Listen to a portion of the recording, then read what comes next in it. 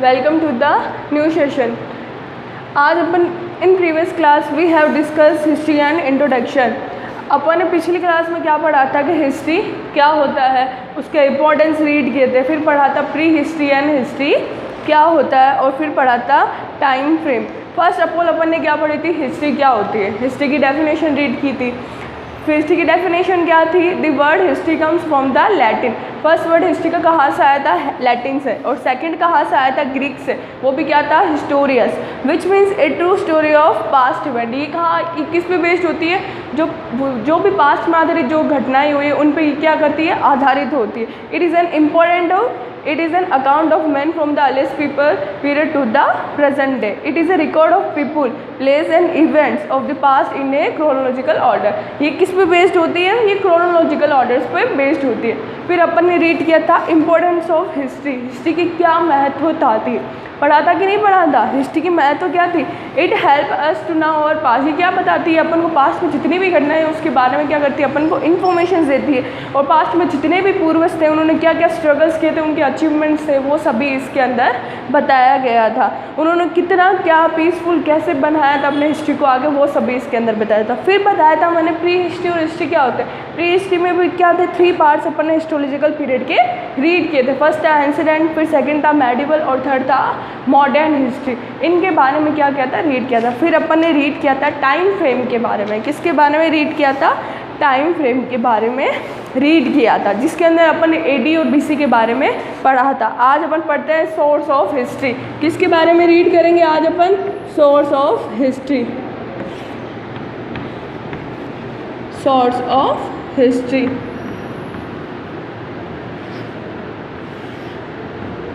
Source of history के बारे में आज अपन रीड करेंगे.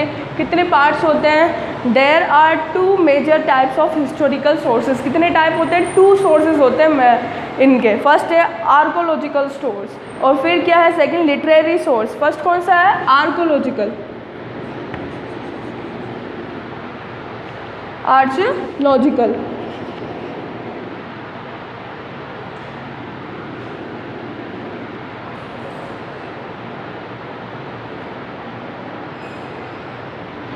Archaeological source. फिर सेकंड अपन रीड करेंगे लिटरेरी सोर्स. Literary source. आज अपन फर्स्ट रीड करेंगे, किसके बारे में पढ़ेंगे, आज अपन केवल आर्कोलॉजिकल सोर्स के बारे में रीड करेंगे. क्या होता है, इसके कुछ पार्ट्स होते हैं सभी के, आज अपन क्या करेंगे, इसके बारे में रीड करेंगे. फिर सेकंड वीडियो के अंदर अपन करेंगे लिटरेसी सोर्स के बारे में रीड करेंगे. फर्स्ट आज अपन पढ़ेंगे archaeological source.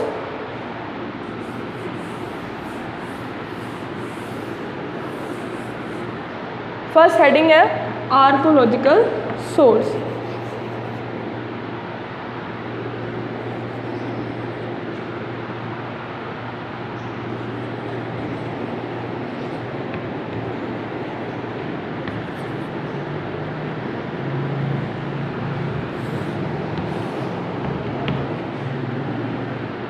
Archaeological source.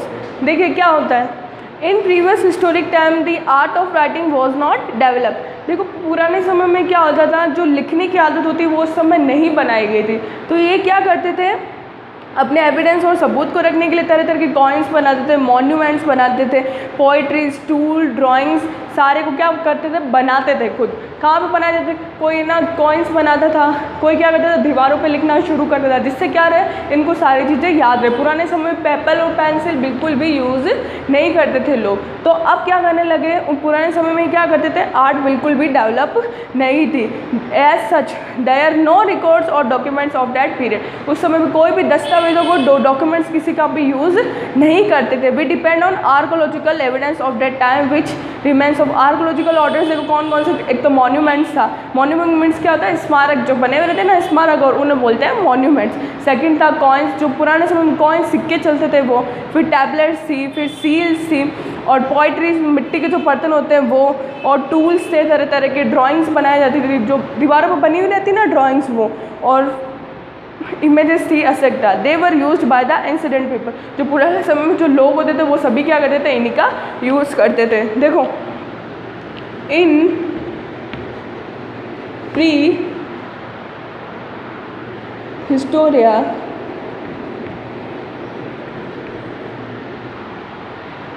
historic times, in prehistoric times,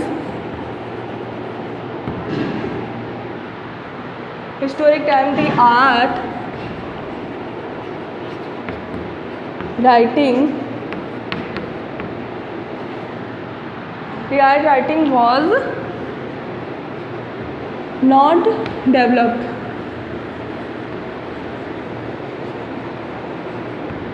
The art writing was not developed. As such,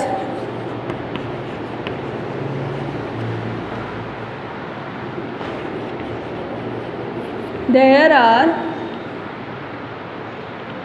no written records. देखो पुराने समय में क्या होता था, उनके पास में कोई भी राइटिंग डेवलपमेंट नहीं बना हुआ था, कुछ भी नहीं बना हुआ था. Such as there is no written records. उनके पास कुछ भी लिखने के लिए नहीं बचता था. अब पुराने समय में कुछ भी चीज़ याद रखना, जैसे अपन अभी भी अपन तरह तरह की चीज़ें नोटबुक के अंदर राइट करते हैं. आप अभी जो वर्क करते हो सारा किसके अंदर करते हो, नोटबुक के अंदर करते हो. फिर उससे क्या करते हो, लर्न करते हो. और पुराने समय में बिल्कुल कुछ भी नहीं था, तो वो क्या करते थे, किस को यूज़ करते थे. फर्स्ट ऑफ ऑल वो किसको यूज़ करते थे, मॉन्यूमेंट्स को. किसको यूज़ करते थे, मॉन्यूमेंट्स को. फिर सेकंड वो यूज़ करते थे कॉइन्स को. किसको, कॉइन्स को. फिर थर्ड वो यूज़ करते थे टैबलेट को. फिर वो यूज़ करते थे सील्स. पोइट्री यूज़ करते थे. पोइट्री मीन्स क्या होता है, मिट्टी के जो बर्तन होते हैं वो. मॉन्यूमेंट्स मीन्स क्या होता है, मॉन्यूमेंट्स मीन्स होता है जो स्मारक और बने हुए रहते हैं वो. कॉइन्स का मतलब आप सभी को मालूम है, सिक्के होता है. टूल्स का मतलब अलग अलग तरह के टूल्स आते हैं, वो उनका यूज़ करते हैं. फिर वो सेकेंडली यूज़ करते हैं ड्राइंग्स का. किसका यूज़ करते हैं, ड्राइंग्स. अब ड्राइंग्स का आप सभी को मालूम है, ड्राइंग्स किसे कहते हैं, जो दीवारें में बनी हुई रहती है ड्राइंग्स वो. और इमेजेस एसेट्रा, इन सभी चीज़ों का वो क्या करते थे, यूज़ करते थे. फिर अब देखो इसके कुछ पार्ट्स है. आर्कोलॉजिकल क्या होता है, फर्स्ट है it is the study of remain of the past. ये किसके बारे में बताता है, जो पास्ट में जो भी घटनाएं होती हैं उनके बारे में कौन बताता है, आर्कोलॉजिकल बताता है. Archaeological remains are those object and structure which were discovered after digging out a site. Archaeological क्या होता है, ये कहाँ कैसे निकला. आर्कोलॉजिकल ये क्या होता है, कुछ ऑब्जेक्ट होता है और स्ट्रक्चर होता है वो विच वर डिस्कवर्ड. डिस्कवर्ड मतलब खोजा गया है. आफ्टर डिगिंग, डिगिंग का मतलब क्या होता है, खोदना. क्या होता है, खोदना. डिगिंग आउट ए साइट मतलब किसी भी जगह से जो खोद के नीचे से जो निकाला जाता है ज़मीन के अंदर, वो सारे किसके पार्ट होते हैं, आर्कोलॉजिकल के पार्ट होते हैं. आर्कोलॉजिकल जो ज़मीन से निकलती तरह की चीज़ें, अपन आज के समय में बहुत सारी पुरानी चीज़ों के बारे में पढ़ते हैं, तो वो सारे किसका पार्ट होता है, आर्कोलॉजिकल का पार्ट होता है. और डिगिंग का मतलब क्या होता है, खोद के जो चीज़ें निकाली जाती है उससे क्या बोलते हैं, archaeological. The archaeologist on the basis of such object unveil the mystery. जितनी भी जो मिस्ट्रीज, मतलब मिस्ट्री का मतलब जो रहस्य होता है, अनवील का मतलब होता है उसे बाहर निकालना. Unveil the mystery of the past. Past में जितने भी रहस्य थे सारे कौन निकालता है, आर्कोलॉजिकल के अंदर बताया गया. Our knowledge of the Indus valley civilisations, मतलब इंडस वैली होती है ना, वैली मतलब सिंधु घाटी सभ्यता के बारे में इसके अंदर आर्कोलॉजिकल के अंदर बताया गया. Is most based on such archaeological remains. तो इसका एग्जांपल कौन सा है, इंडस वैली सिविलाइजेशन, जिसके बारे में आर्कोलॉजी के अंदर बताया गया है. देखो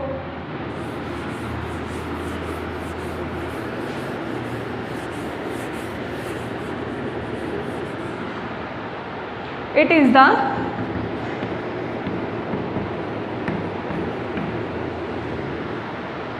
is the study of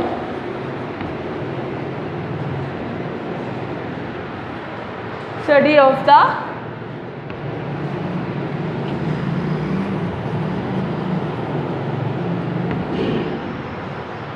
remains are those object and structure.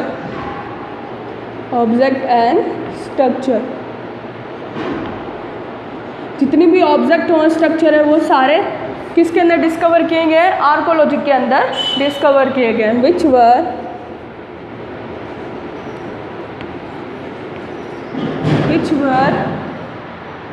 Discover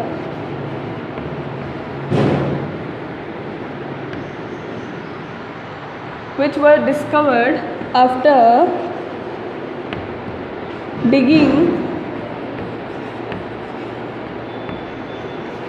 का मीन्स क्या होता है? खोदना। क्या होता है डिगिंग का मीन्स? खोदना। किसी चीज़ को खोद के निकालते हैं उसे क्या बोलते हैं? Digging out a site. Out a site. Digging का मीन्स क्या होता है? किसी चीज़ को खोद के निकालते हैं उसे बोलते हैं आर्कोलॉजिकल, जो पुराने समय में निकाले जाते थे। आवर नॉलेज, इसका एग्जाम्पल है देखो, आवर नॉलेज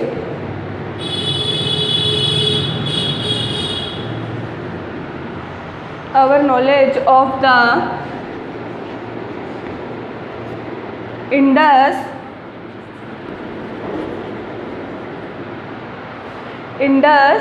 वैली सिविलाइजेशन, मतलब सिंधु घाटी सभ्यता। सिविलाइजेशन का मीन्स क्या होता है? सभ्यता। क्या होता है सिविलाइजेशन का मीन्स? सभ्यता।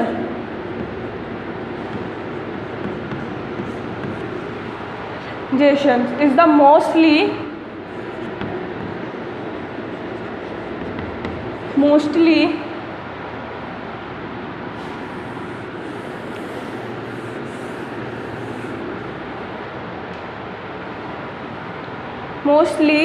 based on such as archaeological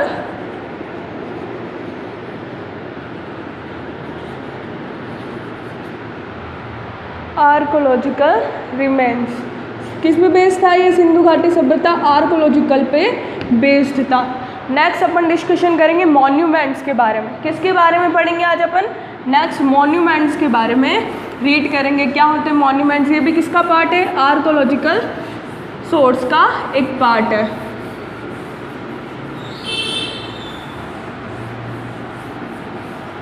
next upon read करेंगे मॉन्यूमेंट्स के बारे में। देखो क्या होते हैं मॉन्यूमेंट्स, किसे बोलते हैं मॉन्यूमेंट्स, उनके बारे में आज अपन रीड करेंगे। हिस्टोरिकल बिल्डिंग्स वेदर इन रिंग्स और in the form of standing, जो खड़े की अवस्था में होते हैं, मतलब क्या रहते हैं? खड़े रहते हैं। पुराने समय में जो बने होते हैं, पिलर्स बोल सकते हैं एक तरह से अपन। Of standing tell us about life of people in ancient time. It is a site of Harappa, Mohenjo-daro, Hastinapur etcetera. ये सभी किसके एग्जाम्पल है? मॉन्यूमेंट्स के एग्जाम्पल है, जो पुराने समय में बने हुए थे। जो किले और होते हैं वो सारे किसके पार्ट्स होते हैं? मॉन्यूमेंट्स के। जो पिलर्स हो गए, मंदिर हो गए, ये सारे किसके पार्ट्स होते हैं? मॉन्यूमेंट्स के पार्ट होते हैं। Give us a glimpse of the past. ये सारे किसकी याद दिलाते हैं? सारे अपन को किसकी याद दिलाते हैं? मॉन्यूमेंट्स की याद दिलाते हैं। जो स्तंभ होते हैं, किले और जो मंदिर, ये सब किसके पार्ट्स होते हैं? मॉन्यूमेंट्स के पार्ट्स होते हैं। The remains of the Nanda, the grand stupas of Sanchi, the Ashoka pillars etcetera, ये सब किसके एग्जाम्पल है? मॉन्यूमेंट्स के एग्जाम्पल है। सेकंड क्या है अपने पास में? मॉन्यूमेंट्स। मॉन्यूमेंट्स का मीन्स बोल सकते हैं अपन स्तंभ बोल सकते हैं, मॉन्यूमेंट्स।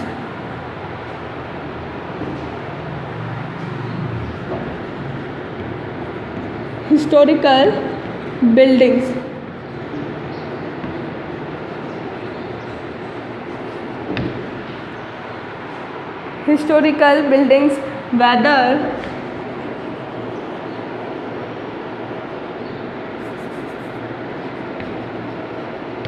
whether in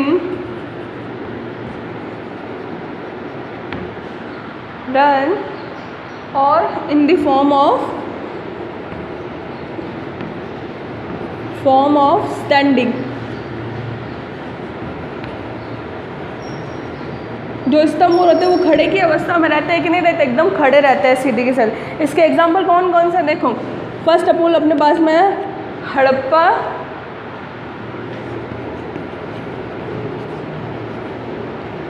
सेकंड है अपने पास में मोहनजोदाड़ो,